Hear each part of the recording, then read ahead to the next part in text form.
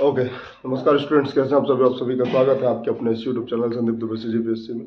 देखिए, आज हम लोग देखेंगे प्रोनाउन। सबसे पहले प्रोनाउन होता क्या उसको समझेंगे, कितने प्रकार के उसको देखेंगे, फिर उसके यूज को देखेंगे कि हम लोग इस एग्जाम के पर्सपेक्टिव से कहाँ पर ऐसे प्रश्न आते हैं। ठीक, एक एक करके समझाऊंगा। फर्स्ट है ये, इसको हो सकता है मे भी दूसरा पार्ट आ जाए, कोशिश करेंगे इसको पूरा करने।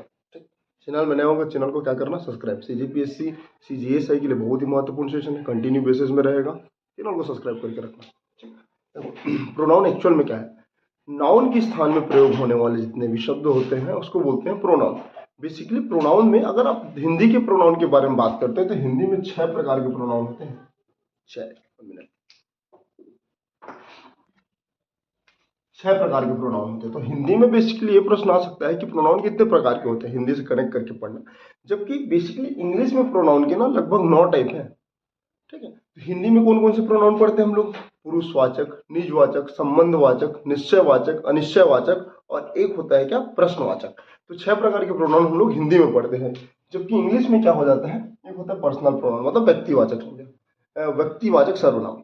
उसके बाद पोजेसिव प्रोनाउन मतलब संबंधवाचक, फिर डिमोन्स्ट्रेटिव संकेतवाचक, फिर इंडेफिनिटिव मतलब अनिश्चयवाचक, फिर वो पढ़ते हैं रिफ्लेक्सिव मतलब संबंधवाचक। उसके बाद रिफ्लेक्सिव, देखो रिलेटिव मतलब होता है संबंध, और रिफ्लेक्सिव मतलब होता है निजवाचक।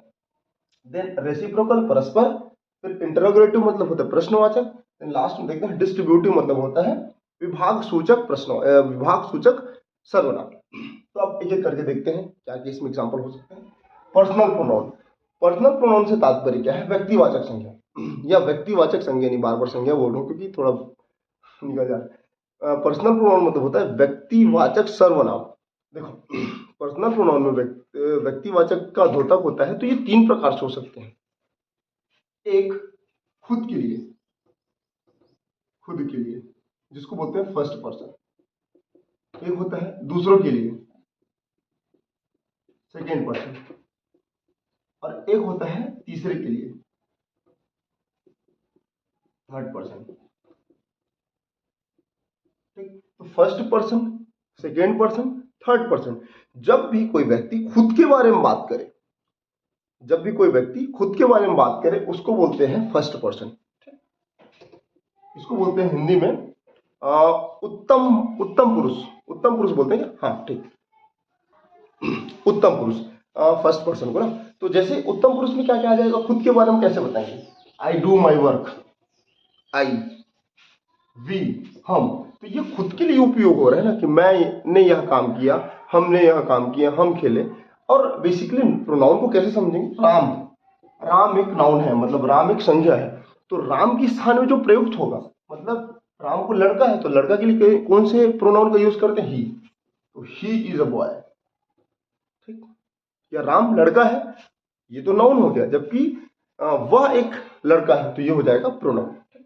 फर्स्ट पर्सन में क्या हो जाएगा, जो खुद के लिए बात करे, कर्ता के लिए जो बात करता है, सब्जेक्ट के लिए जो बात करता है होता है खुद के लिए, या फिर फर्स्ट पर्सन। ठीक, या आई ईट फूड, आई ईट अ फूड, मैं खाना खाता हूं। उसके बाद सेकेंड, अब बात करते हैं दूसरे के लिए। जब कोई भी वक्ता या लेखक दूसरे के बारे में बात करता है, कोई भी राइटर या स्पीकर दूसरे को लेके बात करे तो हो जाता है सेकेंड पर्सन। जैसे तुम खाना खाए, तुम खाना खाए।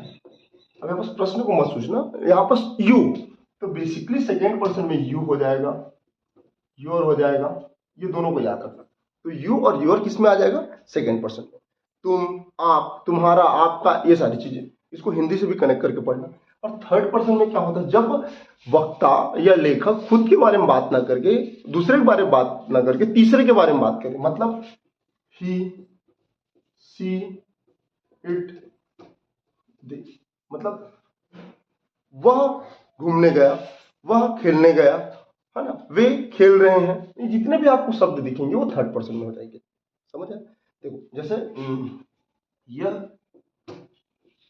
इंद्रावती भवन है,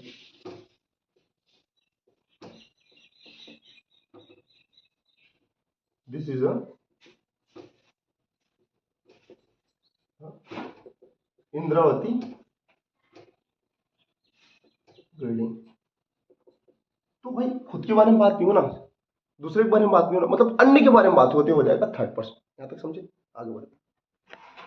अब इसके टाइप को देखते हैं। जैसे फर्स्ट पर्सन में क्या क्या आएगा, जैसे डायरेक्टली सबको एक साथ मैं मेंशन कर दी हूँ, ही, सी, इट, दे, यू, इट, और वी को भी जोड़ लीजिएगा, वी। ये सब फर्स्ट पर्सन के उदाहरण है। उसके बाद क्या है, पॉजेसिव, मतलब संबंध सूचक या संबंधवाचक। जब कोई कर्ता अपना संबंध दूसरे से स्थापित करे या दूसरे के साथ उसको कनेक्ट करके बात करे तो हो जाएगा पॉजेसिव, मतलब संबंधवाचक सर्वनाम। जैसे this is a my book, यह मेरा बुक है। तो भाई संबंध बताया ना, ये पुस्तक किसका है, मेरा, तो कौन सा लगा यहाँ पर, माइन। तो एक चीज याद रखना, जैसे 3 केस होते हैं, नॉमिनेटिव, एक ऑब्जेक्टिव, 2 तीसरा होता है पॉजेसिव और तीसरा होता है प्रोजेसिव प्रोनाउन। तो जैसे नॉमिनेटिव में आई आ जाएगा, नॉमिनेटिव में क्या आ जाएगा, आई, तो इसका ऑब्जेक्टिव केस क्या होगा, आई हो जाता है मी, ठीक। और इसका पॉजेसिव केस क्या हो जाएगा, माइन या माइन। तो ये वाला चीज मैं पहले पीडीएफ में दिया हूं, इसका भी पीडीएफ मैं उपलब्ध करा दूंगा टेलीग्राम में, ये सारी चीजें। तो पॉजिटिव केस में क्या हो जाएगा, माइन, माइन, अवर, अवर्स, ठीक, our, ours, your, yours, them, their, ये सब क्या हो जाएगी पॉजिटिव केस। उसके बाद होता है डिमोन्स्ट्रेटिव, मतलब संकेत। जैसे मान लो आपसे कुछ दूरी में घर है और एकदम आपके पास में घर है, तो बोलेंगे दैट इज राम्स होम, या वह राम का घर है। लेकिन अगर आप राम के घर के एकदम पास में हो, एकदम पास, ठीक, तो बोलोगे this is Ram home, this is Ram या राम्स होम। तो पास के लिए दिस का प्रयोग करते हैं, जबकि दूर के लिए दैट का। तो यही होता है क्या, डेमोन्स्ट्रेटिव या संकेतवाचक pronoun. That, this, those, one, ये सब क्या है पॉजिटिव प्रोनाउन की या डेमोन्स्ट्रेटिव प्रोनाउन की एग्जांपल्स है। उसके मतलब इंडिफिनिट, इंडिफिनिट मतलब अनिश्चय। अब एक बात बताओ, वह खेलने गया, ठीक है, ये तो अलग शब्द हो जाएगा, देखो आई नीड। ओके, अगला देखते हैं इंडेफिनिट या इंडेफिनिट प्रोनाउन को बोलते हैं अनिश्चयवाचक प्रोनाउन। ठीक है, देखिए अनिश्चय क्या होता है, जिसको आप निश्चित क्वांटिटी में नहीं जाने, अनिश्चय कहलाएगा। मतलब कोई आ रहा है, कुछ हो रहा है, कुछ खाना खाए, कुछ लोग आए, तो कुछ जहां पर सम दिख गया अनिश्चय, जहां पर ऑल दिख गया, ऑल में भैया, ऑल में हो सकता है 50 लोग भी रहे, 60 लोग भी रहे, 70 लोग भी रहे, तो ऑल भी अनिश्चय। मेनी बहुत सारे, वो भी अनिश्चय, ठीक। फ्यू थोड़ा सा, फ्यू कप ऑफ टी मतलब थोड़ा सा चाय, तो ये भी अनिश्चय। लेस थोड़ा कम, ठीक। समबडी कोई आ रहा है, नोबडी कोई नहीं आ रहा है, एनीथिंग कुछ भी, एवरीथिंग सब कुछ। तो ये सारी चीजें ना, ये आपको इनडेफिनिट प्रोनाउन या अनिश्चयवाचक प्रोनाउन के क्या है उदाहरण है। अब होता है रिलेटिव, संबंधवाचक। अच्छा, बेसिकली रिलेटिव प्रोनाउन का तात्पर्य क्या होता है, जैसे this is a Ram, this is a boy who top the board exam. जब वही लड़का है जो, या वही लड़का है जो बोर्ड एग्जाम में टॉप किया, 12th एग्जाम में, तो ये वही लड़का है जो 12वीं के एग्जाम में टॉप किया।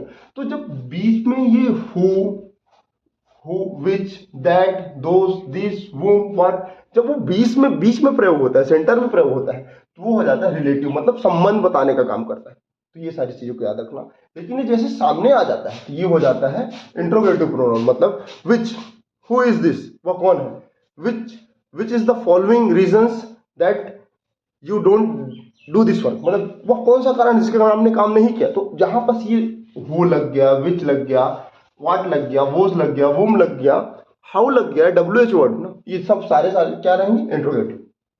ठीक, रिलेटिव भी समझ गया, इंट्रोगेटिव, दोनों बेसिक डिफरेंस है। जब हु बीच में आ जाए तो रिलेटिव, और जब ये हु सामने आ जाए तो इंट्रोगेटिव। ठीक, उसके बाद है रिफ्लेक्सिव प्रोनाउन, मतलब निजवाचक सर्वनाम। हिंदी में क्या बोलते हैं इसको, निजवाचक। मैंने अपना काम स्वयं किया, आई do my work my self या इट सेल्फ, मैंने अपना काम स्वयं किया। तो जहां जहां माई दिख रहा है, myself, yourself, himself, ourself, तो ये सारे शब्द क्या हो जाएंगे, ये हो जाएंगे रिफ्लेक्सिव या निजवाचक प्रोनाउन। देन रेसिप्रोकल, रेसिप्रोकल मतलब संबंध सूचक सर्वनाम। तो देखो रेसिप्रोकल संबंध सूचक नहीं, परस्पर सूचक सर्वनाम। तो रेसिप्रोकल मतलब होता है जैसे each other, either neither, one another, ये जितने भी आपको सेंटेंस दिखेंगे वो क्या हो जाएंगे, रेसिप्रोकल प्रोनाउन। अब एग्जांपल के थ्रू सबको समझेंगे, प्रीवियस ईयर क्वेश्चन भी लगाएंगे। डिस्ट्रीब्यूटिव या विभाग सूचक सर्वनाम। तो विभाग सूचक each of the following, either two boys do this work, या neither of the four boys done this work. मतलब कुल मिला के ऐसे सेंटेंस जिसमें ईच हो गया, आइदर हो गया, नाइदर हो गया, ये सब क्या हो जाएंगे, डिस्ट्रीब्यूटिव या विभाग सूचक सर्वनाम। तो ये अब एग्जांपल के थ्रू एक एक चीजों को समझेंगे। ओके, सबसे पहला सेंटेंस देखना, यहां पर लिखा है आई टीच हिम या मी टीच हिम। तो कौन से इनमें से सही होगा, तो देखना सबसे पहले सब्जेक्टिव केस आएगा, कर्तावाचक, फिर वर्ब आएगा, देन ऑब्जेक्टिव केस आएगा। तो ऑब्जेक्टिव केस मतलब जैसे आई का मी, ही का हिम, सी का हर, वी का अश या अवर। ये जितने भी आपको दिख रहे हैं ये सब नॉमिनेटिव और ऑब्जेक्टिव केस है। तो कभी भी आई टीच हिम, तो टीच हिम जब सब्जेक्टिव आया, फिर वर्ब आया, फिर ऑब्जेक्ट आया, तो ये जो सिनेरियो है, ये जो लाइन है वो सही होगा, ना कि मी टीच हिम, ये गलत हो जाएगा, ये सही हो जाएगा। ऐसे करके प्रश्न आते हैं। अच्छा, दूसरा सेंटेंस देखना, let us go home, let we go home. तो दोनों में से कौन सा सही है आपको बताना है, ठीक। तो मैं बता दूं, जैसे लेट अस गो होम, तो सबसे पहले लेट आता है ना, फिर प्रीपोजिशन के साथ जुड़ता है एक चीज। दूसरा, ये उसके साथ सब्जेक्टिव केस नहीं आता, ऑब्जेक्टिव केस आता है। मतलब वी नहीं आएगा, ही नहीं आएगा, सी नहीं आएगा और दे नहीं आएगा। ये सब क्या है, इसके जो ऑब्जेक्टिव केस है, जैसे वी का अश, ही का हिम, ये सारी चीजें। तो जहां पर लेट दिखेगा ना, तो लेट अस गो होम, ये सेंटेंस सही है और दूसरा वाला गलत है, क्योंकि यहाँ पर सब्जेक्टिव केस आ गया, मतलब वी आ गया। तो इसको आप इस प्रकार से ध्यान में रखिएगा। वैसे तो बहुत सारे नियम है, सब नियम को ध्यान में रखना उचित नहीं है, फिर याद होना थोड़ा मुश्किल होगा, फिर भी जो महत्वपूर्ण चीजें उसको मैं सामने लेके आ रहा हूँ। जैसे देखो, this invitation is for you and me, मतलब यह जो निमंत्रण है आप और मेरे लिए है। तो यहाँ पर देखिएगा, दिस इन्विटेशन इज फॉर, ठीक, यू मतलब तुम्हारे लिए, मतलब यू मतलब तुम्हारे लिए, और मी मतलब मेरे लिए। तो जहां पर ऐसा कुछ दिखेगा ना, वहां पर आई नहीं आएगा, ठीक, you and I, this invitation is you and I. तो ये सेंटेंस आपको बोलने में भी सही नहीं लग रहा है, और यहाँ पर आएगा यू एंड मी, खुद के बारे में बात कर रहे हैं। ओके, अगला, talking him was not present. अब देखिए, टॉकिंग जहां पर स्टार्टिंग से ही आईएनजी आ जाए, उसको बोलते हैं जी राइट, बोलते हैं जी राइट। तो ध्यान में रखना। अब देखो, टॉकिंग यहाँ पर कैसे केस आएंगे, ऑब्जेक्टिव, ये है ऑब्जेक्टिव केस। तो talking him was not present, जो मेरे से बात करने का तरीका है वो बहुत अच्छा नहीं है, तो इसको आप जीरान के साथ हमेशा ऑब्जेक्टिव केस लगता है, ही सी इट नहीं लग के क्या लगेगा उसका, ऑब्जेक्टिव, मतलब ही का ही। उसके बाद अगला, Ram as fat as I. अब देखो, किसी से तुलना नहीं है, एक्चुअल में कंपेयर ही समझ लो। देखो, Ram as fat as I, Ram जितना मैं मोटा हूं उतना राम भी है। तो जहां पर ऐसे शब्द आएंगे वहां पर क्या लगेगा, सब्जेक्टिव केस, मतलब कर्तावाचक। यहाँ पर आपको दिख रहा होगा, I am better than he, मैं उससे बेहतर हूं। यहाँ पर क्या लगा, देन के साथ ही। अब देखिए, ये वाला कॉन्सेप्ट अभी एसआई के प्रीलिम्स में आया था, ठीक। यहाँ पर लिखा है second person, third person, first person. इसका पार्ट 1 रहेगा, फिर पार्ट 2 आएगा। अब देखो, सेकेंड पर्सन क्या है, सेकेंड पर्सन जो दूसरे के बारे में बात करें, सेकेंड व्यक्ति के बारे में बात करें, जैसे कि you and your. First person मतलब, फर्स्ट पर्सन क्या हो जाएगा, जो स्वयं के बारे में बात करें, आई वी। और थर्ड पर्सन क्या हो जाएगा, ही सी इट, ठीक। अब देखिए, यहां पर लिखा है, कभी भी कोई अच्छा उद्देश्य के लिए कोई वाक्य को बोला जाता है तो उसमें सबसे पहले सेकेंड पर्सन लगता है, फिर थर्ड पर्सन लगता है, फिर फर्स्ट पर्सन लगता है। अब एग्जांपल से तो नहीं समझते, मतलब बातों से नहीं समझ पाएंगे, एग्जांपल से, you, he and I study, तुम, वह और मैं कहाँ पढ़ते हैं, घर में। तो ये सबका जो सम्मिलित रूप है ना, उसी को बोलते हैं सेकेंड, थर्ड, फर्स्ट लॉ, याद रखना। और एक होता है, जैसे मान लो कोई अपना गलती को स्वीकार करे, या कोई पाप करे या कोई भूल करे, तब वो हो जाएगा एक अलग सिनेरियो में। मतलब उसमें फर्स्ट पर्सन पहले आएगा, फिर सेकंड पर्सन आएगा, फिर थर्ड पर्सन आएगा। देखो, आई, यू एंड ही, मैं, तुम और वह आर क्रिमिनल। तो यहाँ आर जो लग रहे हैं वो ही के रिस्पेक्ट में नहीं लग रहा है, वो लग रहे हैं तीनों के रिस्पेक्ट में। इसी कारण यहाँ पास बहुवचन है, तो बहुवचन के साथ किसका किसका प्रयोग होता है? आर का प्रयोग होगा, सेल का प्रयोग होगा, और वर का प्रयोग होगा, हैव का प्रयोग होगा। ये सब टेंस में देखना है। तो ये सारी चीजें, I, you and he are criminal. तो ये प्रश्न, ऐसे प्रश्न आने की संभावनाएं अधिक होती हैं। तो ये कुछ कॉन्सेप्ट है, उसको ध्यान में रखना है। इसका अगले वीडियो में हम लोग बाकी के जितने भी, चाहे रिलेटिव रहे, रिफ्लेक्सिव रहे, इंट्रोगेटिव रहे, सबके एक एक दो एग्जाम्पल रहे, आगे बढ़ेंगे। अच्छा लगे वीडियो तो कृपया करके चैनल को क्या करना, सब्सक्राइब और वीडियो को लाइक कर देना। मिलते हैं अगले वीडियो, तो जय हिंद।